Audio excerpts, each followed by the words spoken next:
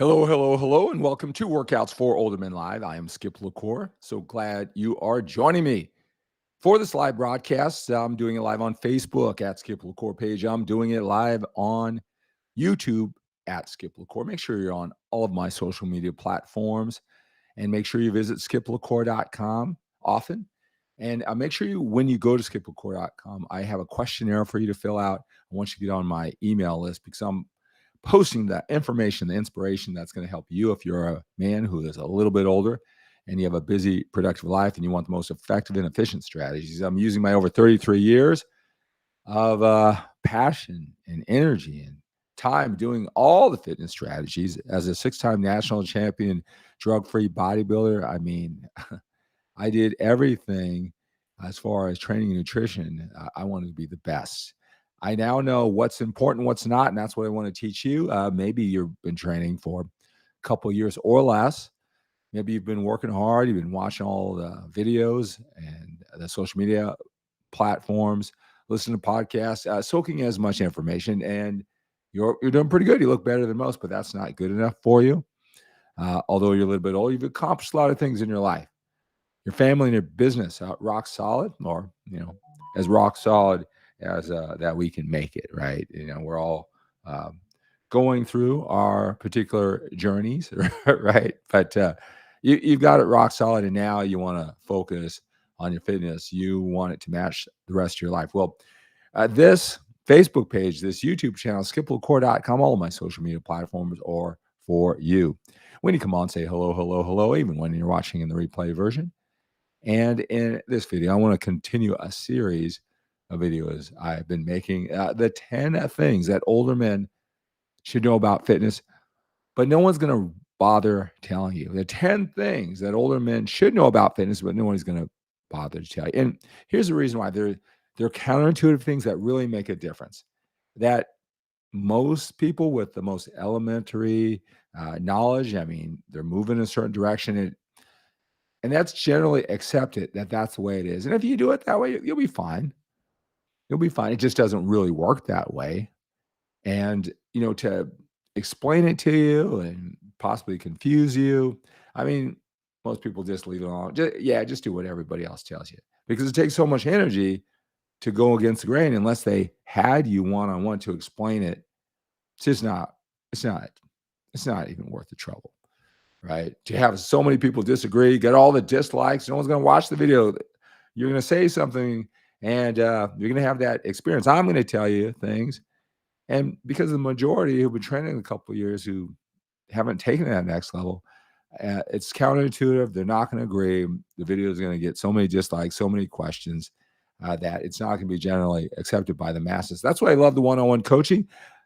That's what I do all day long, 7 days a week, as I coach men like you who, look, I don't want to look around.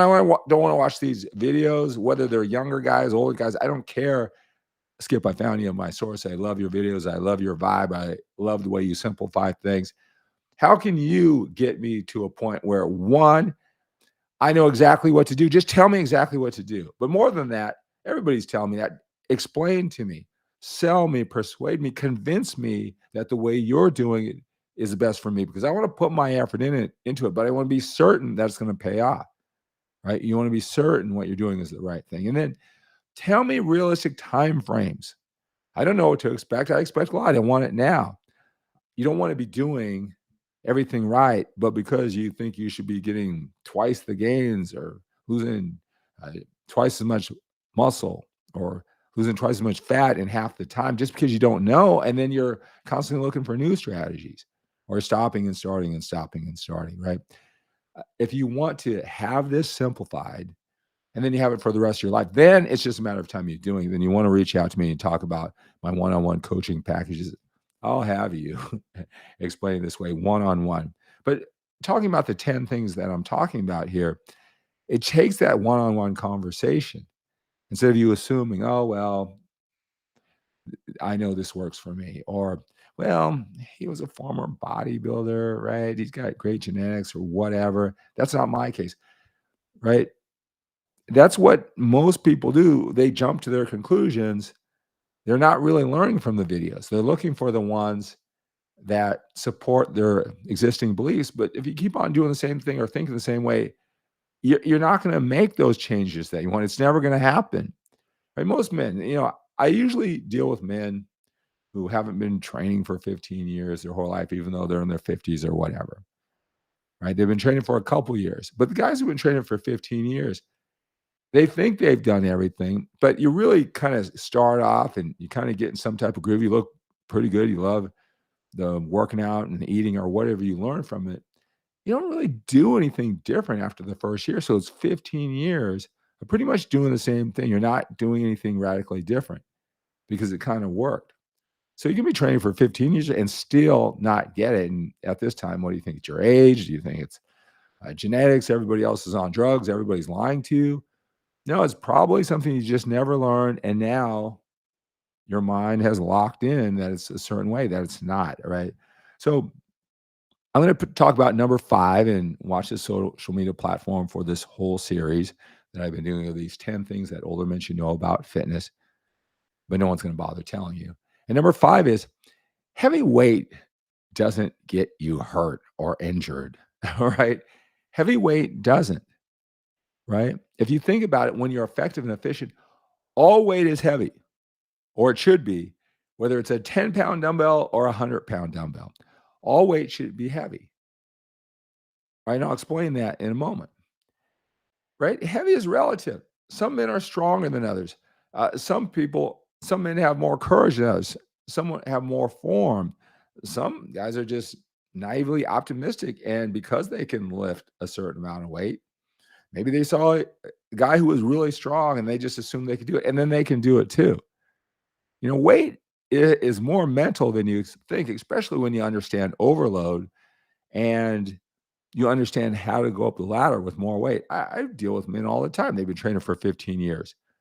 And when I explain the principles of overload, whatever they thought was heavy weight at the beginning, again, with their 15 years of training, they realized they settled. And when they realized how to set it up for progressive overload, 40% more weight and safely a weight that's much, much heavier and more effective. They just didn't understand the mental process. So the whole thing about what's heavy, what's light, first of all, that's just a perception. And I'm not saying you're going to be unlimited. But let me tell you what I mean by whether it's a 10-pound dumbbell or a 50-pound dumbbell and a 100-pound dumbbell, it's going to be heavy at the end because that's what overload is. So whatever rep scheme you choose, if you want to do more reps and you want to push the body past what it's done before, a little bit more, 5 more pounds, 1 more rep. When you stop there, better form, feeling, execution, demanding the muscle do something that it hasn't done safely, of course. All right. At the end, whether it's 6 to 8 reps with a heavier weight or it's 12 to 15 at a lighter weight than that 6 to 8 heavier weight, whatever that number is, at the end, it should be 11, 12. Ooh, heavy, feels heavy. Or a heavier dumbbell and it's 5, 6, 7. They're heavy at the end. And if you don't have good form, if you're not focused, you can hurt yourself with everyone. Everybody just assumes, it makes sense, right? You lift heavyweight, you're going to get hurt. Most men, and I don't know if you really think about it in the gym, most of the time, if you've been hurt or you've witnessed people get hurt in the gym, it isn't heavyweight. They didn't just load it up. I can make an argument when you really load up weight, your challenge yourself. You're more focused. You're more determined. And I know you've seen YouTube videos where somebody's trying to show off for YouTube, create a viral video, and something bad happens. But most of the time, it's the moderate weight. Sometimes it's even warmer when we're not concentrating or you just get a bad break. The weight wasn't necessarily heavy. It was the form that you've done. And if you've got injuries that have accumulated over time, and you might say, well, that's my heavy weight. It got me hurt. Was it that?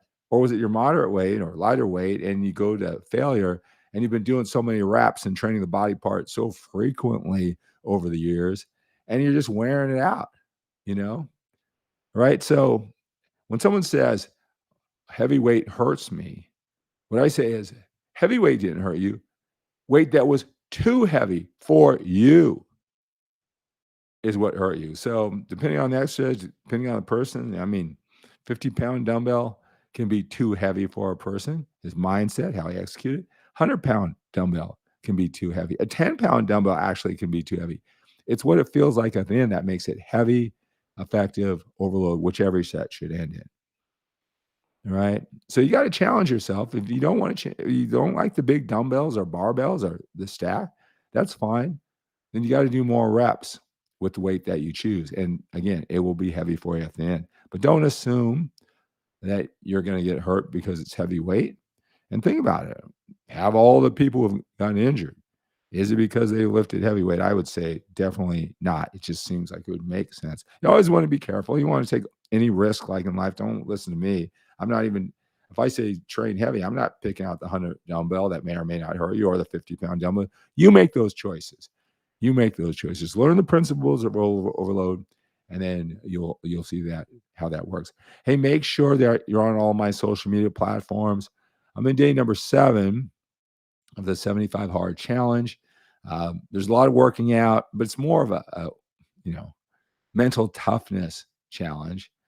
All right. I'll talk more about it. I'm kind of getting to my routine of filming and being creative and putting together a minute or so of my daily journal. More and more, I'll get better with the camera work and the storyline and introduce you all the things that I'm doing, and maybe a tip about training here or there. But day by day, over 75 days with these short videos, hopefully you'll learn a lot, maybe get entertained, maybe a good distraction of something that's important to you. So watch my 75 hard challenge on all my social media platforms. Jose, hello, hello, hello. Just finished chest and abs. Chest and abs. Awesome, Jose. Jose watching on YouTube. Kirk, hello, hello, hello. Glad you are here. Carlos, hello, hello, hello. And Mike, hello. Great to have you here, sir. Kirk, heavyweight versus ego lifting. Yeah, well, ego lifting, I mean, I guess that's only eyes of the beholder, right? Can't handle it. I never, you can use great form and weight can be too heavy. You can use uh, heavy weight and use terrible form. You can use moderate weight and look like it's ego lifting with your terrible form or whatever. Most people I see in the gym, I mean, ego thing, I mean, it's an extreme. I don't see people training like that. So, I don't really, I mean, outliers or extreme examples, I don't think they're helpful. I try to work in the practical sphere of explaining things because everybody knows the extreme thing you should do or should do. All right, so that's going to do it again. Continue following this series here on the social media platform. So glad you're here. Get in touch with me for one-on-one coaching. Watch my 75 hard challenge journey with my short videos. If you have any questions, feel free to reach out. Call me, text me. All right. So that's going to do it for Workouts for Older Men Live. Let's take on the day with a sense of urgency. We have to when we're a little bit older. We've got more time behind us than we do in front of us. Have a great day.